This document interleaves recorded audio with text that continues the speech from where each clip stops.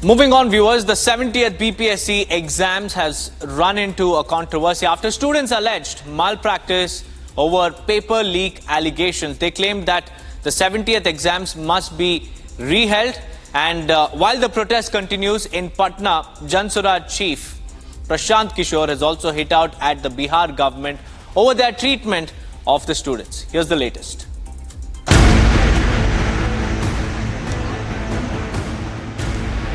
The controversy around the Bihar Public Services exam rages on. Students allege malpractice in the state civil service exams.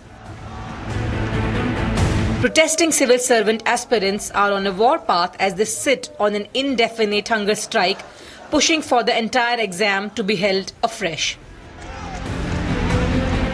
Hundreds of aspirants demanded the cancellation of the exam over the alleged paper leak.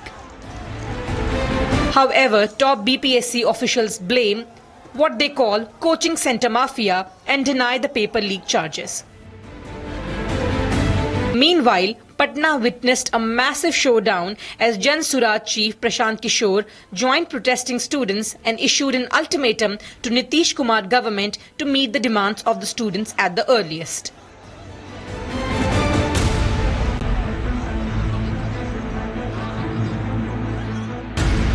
Prashant ji, छात्र इसी बात का इंतजार कर रहे थे, कोई नेतृत्वकर्ता मिले।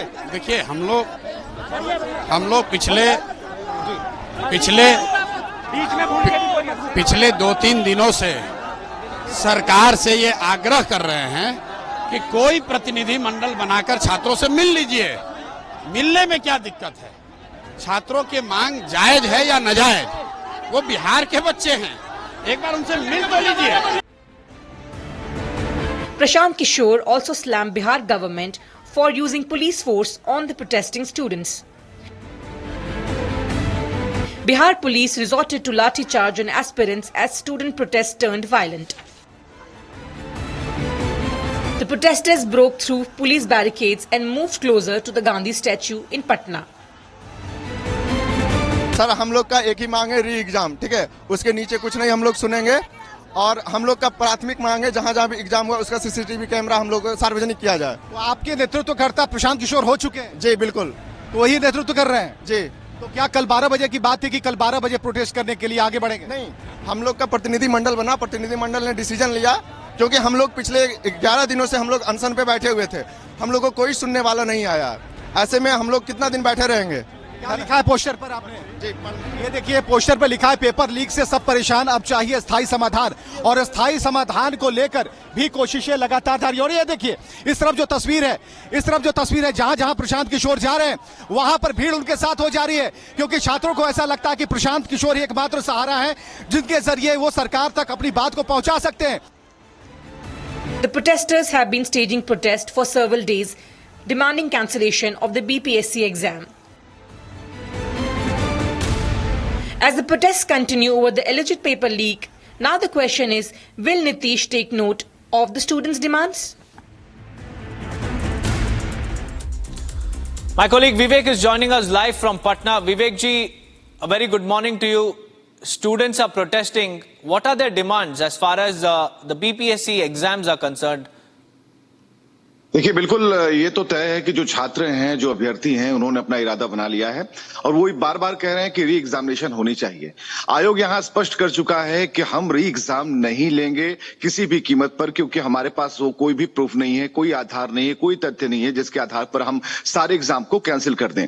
एक सेंटर की बात चल रही है और 18,000 स्टूडेंट की बात है। 18,000 छात्र ऐसे हैं जिनका री एग्जाम लेने को आयोग तैयार है, लेकिन कल की तारीख में जो कुछ भी पटना की सड़क पर हुआ उसमें ये कहा जा रहा था कि भाई जो लोग हैं, जो छात्र हैं, वो आंदोलित हैं, उन्हें नेतृत्वकर्ता नहीं मिल रहा है, उनका नेता कौन होगा। ऐसे में प्रशांत किशोर पहुंचते हैं और प्रशांत किशोर के ऊपर यहां पर FIR भी होती है। जो हमारे पास लिस्ट है उसके मुताबिक 21 नामजद बनाए गए हैं और 500 से 700 लोगों के ऊपर प्राथमिकी दर्ज कराई गई है। तो आप समझ सकते हैं कि ये जो मॉब है, ये जो एक भीड़ है जो कि व्यापक तौर पर आगे बढ़ रही थी और कल की तारीख में ये सीएम हाउस का घेराव करने वाली थी, तो कल तो भीड़ को तितर बितर कर दिया गया। लेकिन दो बातें सुनने को मिली। यहाँ जो छात्र हैं जिस मामले को लेकर के आगे बढ़ रहे थे, उनका कहीं ना कहीं जो एक लक्ष्य था वो भी आधा अधूरा रह गया, क्योंकि वो चाहते थे कि कल की तारीख में ही सीएम हाउस का वो घेराव करें, राजभवन का घेराव करें, लेकिन वो नहीं हो पाया।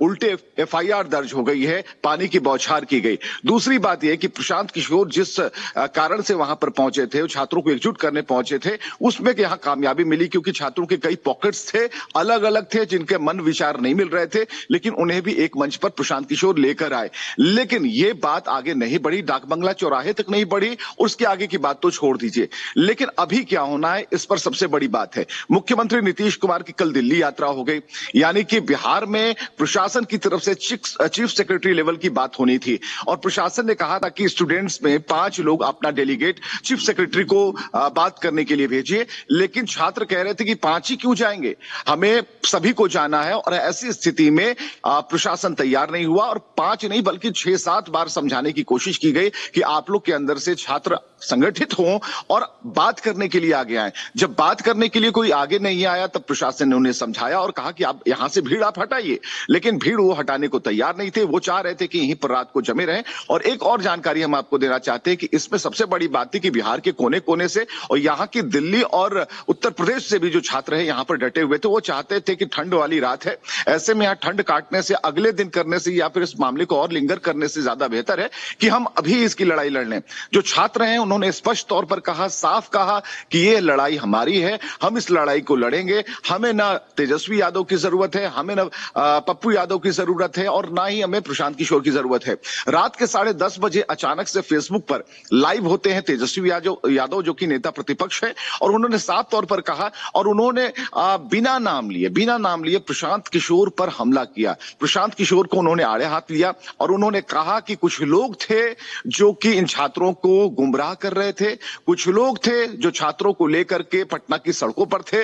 तेजस्वी ने कहा कि मैं चाहता था कि यहां पर जो प्रोटेस्ट हो वो शांतिपूर्वक हो, अनशन पर लोग बैठे थे और ऐसे हम सरकार को हिला सकते थे, सरकार से अपनी बातें मंगवा सकते थे। तो लेकिन ऐसा कुछ नहीं हुआ। तो अलग अलग दल, अलग अलग मंशा, अलग अलग राजनीति हो रही है, लेकिन जो छात्र हैं अभी भी अपने आप को ठगा महसूस कर रहे हैं। वो चाहते हैं कि आयोग बात करे, ना कि उन्हें धमकाए, डराए। और जो परीक्षा की बात है तो चाहते हैं कि परीक्षा में धांधली खत्म। और धांधली की बात क्या, जब हमने पूछा कि धांधली क्या होती है तो उन्होंने कहा सिर्फ पेपर लीक की धांधली नहीं है, धांधली ये है कि पेपर देर से मिलता है, धांधली ये है कि जो सील बंद लिफाफे में पेपर्स आते हैं उनका सील उखड़ा रहता है। और इसके बाद धांधली ये है कि हमें जो पेपर्स मिलते हैं उसके बाद जो हमारे रिजल्ट आते हैं उसमें भी परेशानी होती है, क्वेश्चनार में दिक्कत होते हैं। तो ये सारी चीजें धांधली के अंतर्गत आती हैं। तो इनमें सुधार की भी हमारी मांग है, सरकार को बात करना चाहिए। तो अब इंतजार है कि मुख्यमंत्री जो है वो क्या इस पर एक्शन लेते हैं, विभाग क्या एक्शन लगता है। लेकिन प्रशासन की तरफ से यह कहा गया कि आप मुख्य सचिव से बात करें, अपना डेलीगेट भेजें, छात्रों को कहें कि वो आकर मिले, अपनी बात रखे। लेकिन छात्र इस बात को तैयार नहीं है। छात्र जानते हैं कि आयोग की तरफ जाएंगे, रुख करेंगे तो एक बार फिर से उन्हें धोखा मिलेगा, उन्हें बरगला दिया जाएगा और छात्रों में एक बार फिर से टूट संभव हो सकती है। जी विवेक जी, बहुत बहुत धन्यवाद हमारे साथ जुड़ने के लिए। All eyes are on the students delegation if they form one and meet the state administration. Will get you all the latest from Patna.